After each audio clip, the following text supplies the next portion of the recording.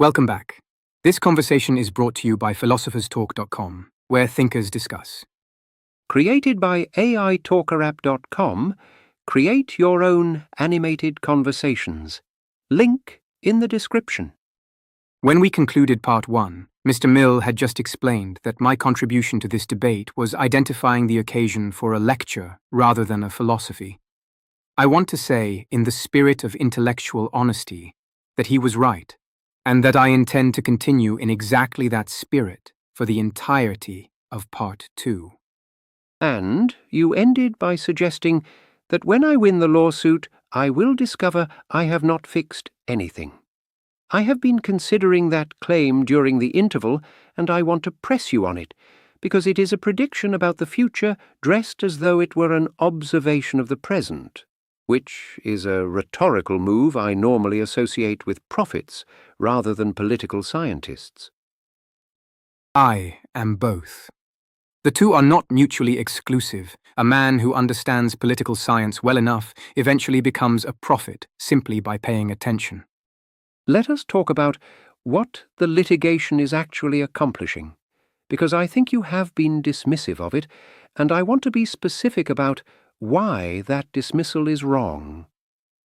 The states that have brought these cases, and there are now more than 40 of them, are establishing a legal framework for what constitutes acceptable product design when children are the users. This is not merely about damages, it is about precedent. A court finding that algorithmically optimized addiction in a child is a cognizable harm creates a standard that future product designers must work around. That is a structural change, not a symbolic one. I grant that. A legal standard for acceptable design in products used by children is better than no legal standard. What I want to ask is what happens to that standard in 15 years when the companies have spent several $100 million on lawyers whose job is to interpret it into irrelevance. I have watched this process occur in every democratic country I have studied. The standard is established. The regulated parties learn to comply in the most minimal sense possible. The regulators who enforce it are staffed by people who rotate between the regulatory agency and the industry being regulated, and within a generation the standard protects approximately no one. This is not cynicism. It is the documented history of democratic regulation. The solution to institutional capture is better institutions with stronger independence and more transparent accountability, not the abandonment of the institutional approach. You are arguing that because reform is difficult and subject to erosion, we should prefer the analysis that produces no reform at all.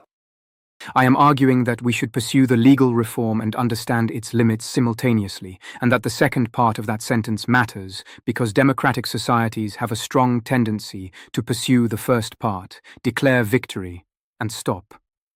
I am not opposing the lawsuit. I am opposing the satisfaction that will follow winning it. That is a distinction I am willing to accept as real and important. The satisfaction that prematurely follows a partial remedy does consume the energy that would otherwise be directed at the underlying problem. I have written about this pattern in the context of the Reform Acts. You win the visible fight, the energy dissipates, and the structural problem reconstitutes in the space that was cleared. We agree on that more than I expected.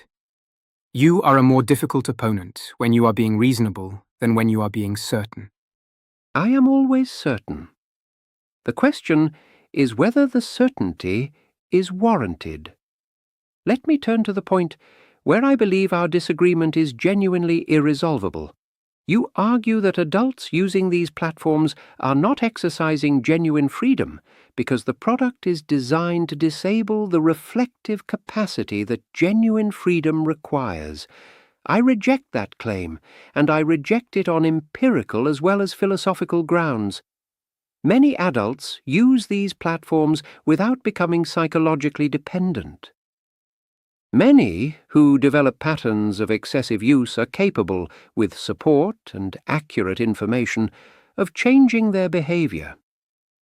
You are treating a statistical vulnerability as though it were a universal incapacity, and that move is the first step toward the kind of paternalism that liberal philosophy exists to oppose. You are correct that I am making a statistical claim rather than a claim about universal incapacity. Where we disagree is on what follows from that statistical claim. The platforms are not designed for the resilient users who can manage them. The platforms are designed to maximize engagement across the entire user population. And the design is optimized by systems that learn, in real time, how to find the specific vulnerabilities of each individual user and exploit them. The statistical average is what the machine is built to produce. The exceptions prove the design is imperfect, not that the design is acceptable. Then, the remedy for adults is what I have said. Mandatory transparency about how the system works, clear disclosure of what data is collected and how the recommendation engine functions, and interoperability requirements so that users can migrate to less manipulative alternatives. These give the individual the tools to make a genuinely informed choice. That is the liberal solution. Those are the liberal solutions for a population that is capable of reading the disclosure, understanding its implications, and acting on that understanding against the immediate pull of a product that has been optimized specifically to prevent exactly that sequence of events. You are prescribing reading glasses to someone who has been conditioned to keep their eyes closed. And you are prescribing civic renewal to someone who is late for work and has no idea what that phrase means in practical terms. At some point, a philosophy must produce an action that a specific person can take on a specific Tuesday. Yours does not. Mine produces an understanding of what is actually happening, which is the necessary condition for any action that lasts longer than the next election cycle. You keep treating the absence of a specific Tuesday action as though it were a defect of the argument. It is a feature of the kind of problem I am describing. If the problem could be addressed by a specific Tuesday action, it would not be the kind of problem I have been describing. That is an extremely convenient definition of a problem. Any problem that cannot be solved by your approach is, by your definition, the kind of problem that cannot be solved by any approach other than yours, which has not yet been specified in terms anyone can implement. The specification is voluntary associations, local governance, civic participation, the habits of self-governance that prevent citizens from becoming the isolated and manipulable individuals that these platforms are designed to produce. I have been specific. You simply find the specification unsatisfying because it cannot be passed as a bill. I find it unsatisfying because it requires a generation to implement, and the children being harmed by these platforms need help before their neurological development is complete. Your civic renewal is a 20-year project. These children do not have 20 years. And your lawsuit is a 5-year project that will produce a settlement, a redesigned algorithm, and a new generation of engineers paid to find the edges of whatever the settlement requires. Your children will be fine. Their children will be exactly where we started. Then we should win the lawsuit and begin the 20-year project simultaneously rather than using the inadequacy of the lawsuit as a reason to stand apart and provide commentary. I have never proposed standing apart. I have proposed pursuing both and refusing to let the lawsuit crowd out the larger conversation.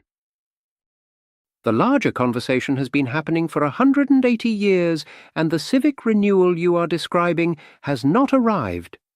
At some point, the conversation must produce something other than more conversation.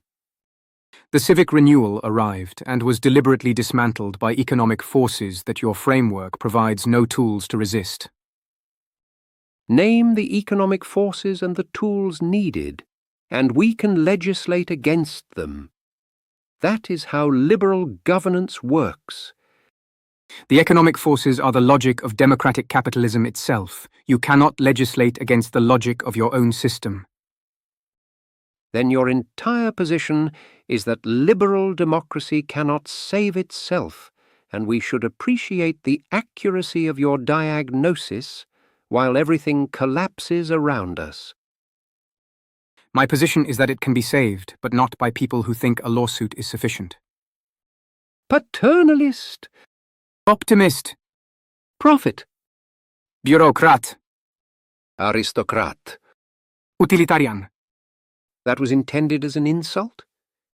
In the context of this conversation, yes, absolutely. Noted.